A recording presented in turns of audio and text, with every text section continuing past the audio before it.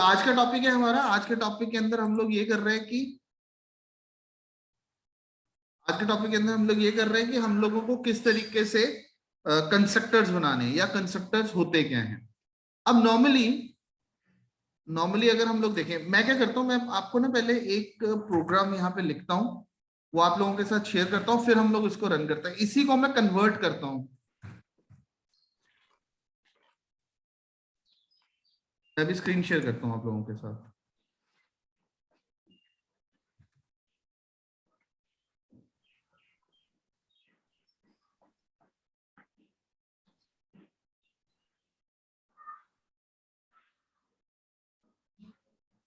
अभी आपको स्क्रीन शायद छोटी दिख रही होगी, अभी फुल स्क्रीन दिख रही है?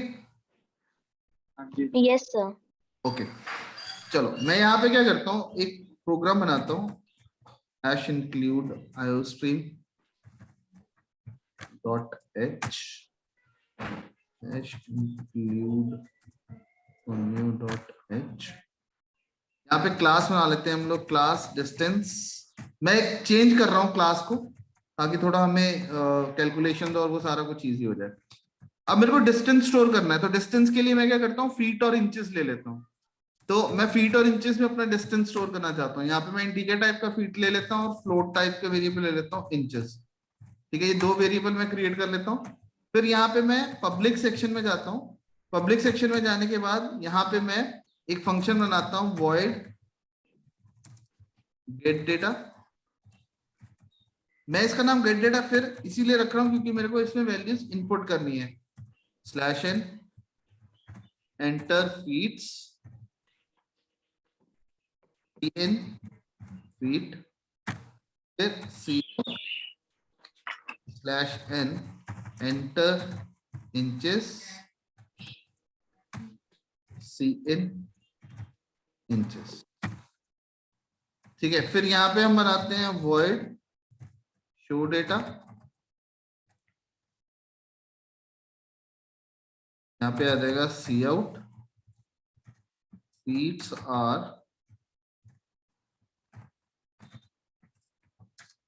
feeds are feet /n inches are inches। ठीक है, तो यहाँ पे फीट और इंचेस को हम लोगों ने डिस्प्ले करवा लिया। अब मैं क्या करता हूँ, यहाँ पे मेन प्रोग्राम में चलता हूँ, void main।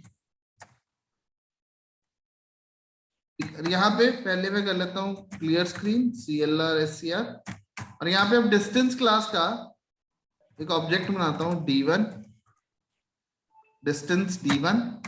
ठीक है, अब यहाँ पे मैं पहले ही बिना वैल्यू इनपुट किए हुए शो डेटा करता हूँ, D1 डॉट शो डेटा, और करते हैं यहाँ पे गेट ch। अब मेरे को बता सकते हो अगर हम लोग ये वाली स्टेटमेंट रन करेंगे शो डेटा तो क्या डिस्प्ले करेगा वो? फीट और इंचेस की वैल्यूज क्या डिस्प्ले करेगा? जो हम सर भरेंगे वहां पर। अभी हमने कुछ नहीं भरा, कुछ नहीं इनपुट करा, कोई नहीं फिल करा, कुछ नहीं करा। इसको कंपाइल करता हूं, देखो कोई एरर नहीं आ रहा। मैं यहाँ पे क्या करता हूँ, एक मिनट हम ट्राई करते हैं इसकी वैल्यू देने की। D1 dot feet equals to 10। ठीक है, अभी मैं इसको कंपाइल करता हूँ, देखो अभी एरर आ रहा है। अब ये क्यों आ रहा है? Distance feet is not accessible. ठीक है, कि जो कह रहा है कि डिस्टेंस का जो फीट नाम का वेरिएबल है उसकी वैल्यू नहीं है। इसका मतलब क्या हो गया कि ये वेरिएबल जो है वो पब्लिक नहीं है, प्राइवेट है। तो प्राइवेट वेरिएबल को आप एक्सेस नहीं कर सकते हो। हम क्या करते हैं, यहां से इसको में डिक्लेयर कर देते हैं इन फीट। स्टेटमेंट पे वो देखो वही स्टेटमेंट चल गई। अब क्लियर हुआ डिफरेंस प्राइवेट और पब्लिक में? हाँ जी। ठीक है, तो हमने प्राइवेट, पहले प्राइवेट था, अब हमने पब्लिक कर दिया, तो हम बाहर उसको एक्सेस कर रहे हैं। ठीक, लेकिन हमें जो वेरिएबल्स होते हैं हमारे, वो सारे के सारे वेरिएबल हम लोगों को प्राइवेट रखने होते हैं। तो यहाँ पे मैंने इसको वापस प्राइवेट कर दिया। तो मैं ये वाला स्टेप नहीं कर पाऊंगा, मैं डायरेक्टली उसको स्टोर नहीं कर पाऊंगा। ठीक, लेकिन अगर मैं इसको रन करूंगा यहां से, तो शो डेटा के पास जाएगा, शो डेटा के अंदर यहाँ पे आएगा और यहाँ पे वो डिस्प्ले कर देगा फीड्स आर। अब फीड की तो कोई वैल्यू नहीं है, ठीक है, हाँ जी। डिस्प्ले करेगा यहाँ पे गार्बेज वैल्यू, क्योंकि सी एंड सी प्लस प्लस हमारी डायनामिक मेमोरी को सपोर्ट नहीं करता। ठीक है, वो बाय डिफॉल्ट अपने आप इसको इनिशियलाइज नहीं करेगा। मेमोरी में जहां पे भी जाके ये डिक्लेयर होंगे वेरिएबल, वहां पे जो वैल्यू पड़ी होगी वो वैल्यू इनको असाइन हो जाएगी। ठीक है, जब आप एक वेरिएबल डिक्लेयर करते हो तो वो डिक्लेयर होता है मेमोरी में जाके डिक्लेयर होता है। तो जैसे मेमोरी में जाके वो डिक्लेयर होगा तो ऑटोमेटिकली उसकी वैल्यू जो वैल्यू होगी, जो उस मेमोरी लोकेशन पे जो वैल्यू पड़ी हुई है, वो वैल्यू इस वेरिएबल को असाइन हो जाएगी। ऐसे जैसे इंचेस वाला वेरिएबल डिक्लेयर होगा जहां पे जाके उसकी वाली वैल्यू जो है वो इसको स्टोर हो जाएगी। तो जब आप यहाँ पे करोगे d1 डॉट शो डेटा, तो फीट की वैल्यू वो दिखा देगा, फीट्स आर कोई गार्बेज वैल्यू उठा के दिखा देगा, और इंचेस आर गार्बेज वैल्यू दिखा देगा। मैं इसको रन करता हूँ, आपको आउटपुट स्क्रीन दिखी? हाँ जी सर। ठीक है, तो यहाँ पे अब क्या आ रहा है, फीट्स आर 2386। और इंचेस आर 5.96 एंड कुछ भी वैल्यू इसने उठा दी और वो वैल्यू इसको डिस्प्ले कर दिया। लेकिन हम चाहते हैं कि ऐसा नहीं होना चाहिए, हम चाहते हैं कि हमारी एक डिफॉल्ट वैल्यू जो है ऑटोमेटिकली वो वैल्यू उसको असाइन हो जाए। तो जब हम लोगों को डिफॉल्ट वैल्यूज को ऑटोमेटिकली सेट करना होता है, उस काम के लिए हम लोगों को क्रिएट करने होते हैं कंस्ट्रक्टर्स। ठीक है, वहां पे जाके हमारे काम करते हैं कंस्ट्रक्टर्स। तो कंस्ट्रक्टर्स होते क्या हैं, कैसे काम करते हैं, कंस्ट्रक्टर किस तरीके से काम करते हैं, उसको करने के लिए पहले आप लिख लीजिए कंस्ट्रक्टर्स होते क्या हैं।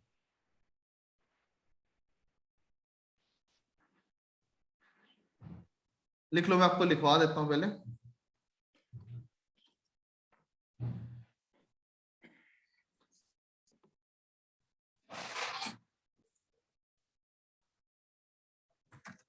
ओके, तो जो पॉइंट हमने अभी देखे, अब हम लोग उन पॉइंट्स के हिसाब से चलते हैं कि कंस्ट्रक्टर के जो मेन मेन फीचर्स हैं, कि उसका नाम, पहला तो उसका नाम सेम होगा जो नाम आपके क्लास का है। तो यहाँ पे मैं करता हूँ डिस्टेंस, ठीक है, और यहाँ पे इसको ऑन ऑफ कर दिया। इट मे और may not receive any argument. तो इसका मतलब क्या हो गया कि हमने कंस्ट्रक्टर बना दिया डिस्टेंस। अब कहां से पता चल रहा है कंस्ट्रक्टर है ये, कि इसकी कोई रिटर्न टाइप हमने स्पेसिफाई नहीं करी।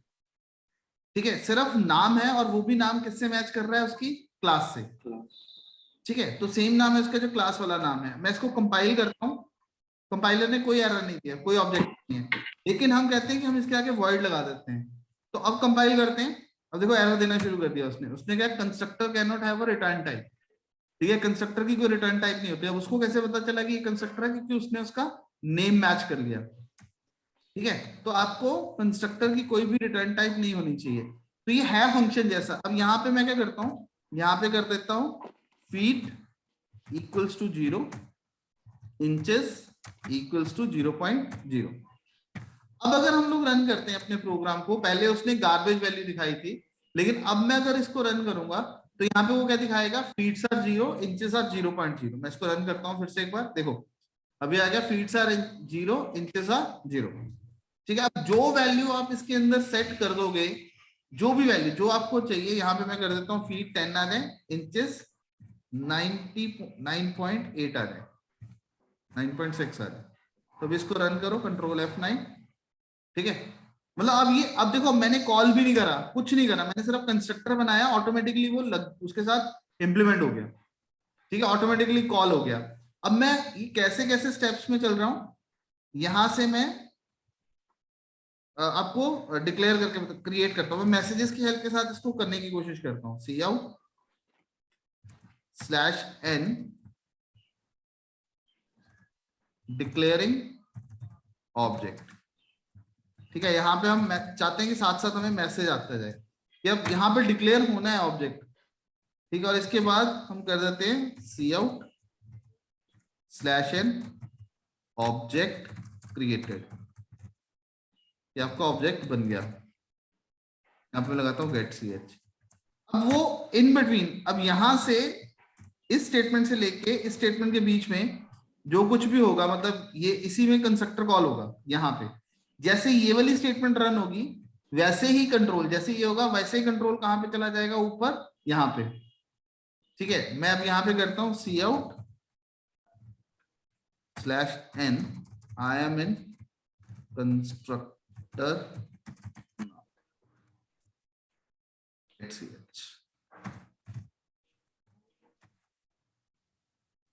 ठीक है, फिर यहाँ पे करते हैं C out slash N this last statement of constructor.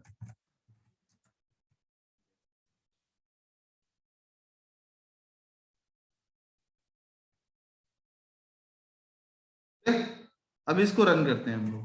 Compile करा, कोई कंपाइलेशन एरर नहीं है। अब मैं इसको रन करता हूं। अब सबसे पहले क्या आ गया, डिक्लेयरिंग ऑब्जेक्ट। अभी ऑब्जेक्ट डिक्लेयर नहीं हुआ। अब इसके बाद कौन सी स्टेटमेंट चली, डिस्टेंस d1। जैसे आपने डिस्टेंस d1 करा, कंट्रोल कहां पे चला गया, आई एम इन कंस्ट्रक्टर नाउ। ठीक है, फिर this is the last statement of constructor. फिर उसके बाद आ गया ऑब्जेक्ट क्रिएटेड, और अब उसकी डिफॉल्ट वैल्यू देखो। यहां से हम चले थे इस तरफ से, डिक्लेयरिंग ऑब्जेक्ट, पहले ये चला। ठीक है, फिर ये ऑब्जेक्ट बना। ऑब्जेक्ट यहां से जैसे ही क्रिएट हुआ, कंट्रोल कहां पे चला गया, कंस्ट्रक्टर में। यहां से कंस्ट्रक्टर के लिए उसने मैसेज दिखा दिया, आई एम इन कंस्ट्रक्टर नाउ। फिर उसने वैल्यूज इनिशियलाइज कर दी, फिर उसने कर दिया लास्ट स्टेटमेंट। फिर वो नीचे आ गए ऑब्जेक्ट क्रिएटेड। फिर उसके बाद शो डेटा वाला काम किया, और फिर प्रोग्राम बंद हो गया। डन। हाँ जी। कोई भी क्वेरी या कुछ डाउट हो आपका तो आप पूछ सकते हो। अभी मैं क्या करता हूं, अब इसमें अब d1 डॉट गेट डेटा कर लेता हूं, और फिर यहाँ पे d1 डॉट शो डेटा भी कर लेता हूं। ठीक है, तो यहाँ पे इसको रन करते हैं।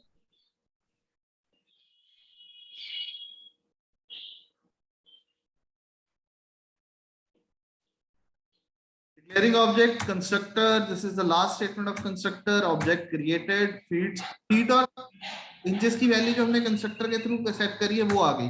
अब मैं यहाँ पे वैल्यू, नई वैल्यू दे रहा हूँ 4 एंड 3.2। अब यहाँ पे वो डिस्प्ले कर रहा है फीट्स आर 4, इंचेस आर 3.2। ठीक है, तो अब यहाँ पे हम लोग अपनी मर्जी से भी वैल्यू लेना चाहेंगे तो हम लोग वैल्यू को इनपुट करवा सकते हैं। ठीक है। अब जितने मर्जी ऑब्जेक्ट बनाओ। अब यहाँ पे देखो मैं d1 d2 कर देता हूँ, तो कंस्ट्रक्टर कितनी बार चलेगा, 2 बार चलेगा। ठीक है, देखो इसको रन करते हैं। आई एम नाउ, एक ही शॉट में वो सारा एक काम, क्योंकि सेम थे तो उसने उसको एक ही शॉट में कंप्लीट कर दिया। ठीक है। ठीक है, तो इस तरीके से हम लोग कंस्ट्रक्टर्स को इंप्लीमेंट कर सकते हैं। लेकिन अब ये तो हो गया कि एक में आ रही है फिक्स्ड वैल्यू, यहाँ पे तो आ रही है फिक्स्ड वैल्यू। मैं चाहता हूं कि अब मेरी तरफ से जो वैल्यू जाए वो वैल्यू सेट होनी चाहिए। तो मैं क्या करता हूं, यहाँ पे एक कंस्ट्रक्टर और क्रिएट कर लेता हूं, डिस्टेंस। ठीक है, लेकिन अब मैं यहाँ पे कंपाइल करता हूं इसको, तो अब ये एरर देना शुरू कर देगा, मल्टीपल डिक्लेरेशन फॉर डिस्टेंस। वो कह रहा है कि आपने इस तरह का कंस्ट्रक्टर पहले ऑलरेडी डिक्लेयर कर चुके हो आप, अब सेम टाइप का डिक्लेयर नहीं कर सकते हो आप। ठीक है, तो मैंने आपको बताया था कि हम लोग जितने मर्जी कंस्ट्रक्टर बनाना चाहें बना सकते हैं, लेकिन हर केस के अंदर एक कंस्ट्रक्टर दूसरे कंस्ट्रक्टर से अलग होना चाहिए। ठीक है, तो मैं यहाँ पे क्या करता हूँ, डिस्टेंस, इसको विद आर्गुमेंट्स क्रिएट कर लेता हूँ, इंट फीट फ्लोट इंचेस। मैं चाहता हूं कि जो फीट के अंदर वैल्यू चली जाए वो एफ की चली जाए, और इंचेस के अंदर आई की वैल्यू चली जाए। ठीक है, तो अब फिर भी जब हम लोग इसको कॉल करेंगे, ठीक है, जब अब यहाँ पे मैं नीचे बना लिया d1 डॉट शो डेटा, यहाँ पे मैं कर लेता हूँ d2 डॉट शो डेटा।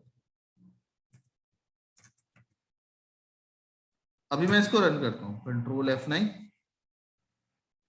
यहाँ पे वो डिक्लेयरिंग वाला सारा आ गया। अब देखो दोनों के लिए ये ऊपर वाली जो वैल्यू दिखा रहा है वो d1 की दिखा रहा है, और नीचे वाली जो 10.96 दिखा रहा है वो d2 की दिखा रहा है। अब लेकिन मैं चाहता हूं कि d2 को जो वैल्यू मैं पास करूं वो वैल्यू डिक्लेयर करे, वहां पे वो वैल्यू चली जाए उसके अंदर। इसको हम बोलते हैं डिक्लेयरिंग ऑब्जेक्ट विदाउट आर्ग्यूमेंट्स। ठीक है, अब हम क्या करते हैं, यहाँ पे डिस्टेंस d2, और यहाँ पे वैल्यू पास कर देते हैं 2.4। इसको क्या बोलते हैं, डिक्लेयरिंग ऑब्जेक्ट विद आर्गुमेंट्स। अब इसका मतलब क्या हो गया, हमारा D1 जो है, D1 की वैल्यू उसको डिस्प्ले करनी चाहिए जो हमने 10 और 9 पॉइंट समथिंग रखी हुई है, और D2 की वैल्यू उसको डिस्प्ले करनी चाहिए 4 एंड 2.4। ठीक है, ये ऑब्जेक्ट क्रिएट हो गए। देखो, feets are 10, inches are 9.6, feets are 4, inches are 2.4। फिर हमारे पास नई वैल्यू उसने रिसीव कर ली और नई वैल्यू के हिसाब से उसको डिक्लेयर कर दिया। अब ये इस पर्टिकुलर, जब हम लोग एक से ज्यादा कंस्ट्रक्टर्स अपनी क्लास में डिक्लेयर कर लेते हैं तो उसको हम लोग बोलते हैं कंस्ट्रक्टर ओवरलोडिंग। ठीक है। ठीक है,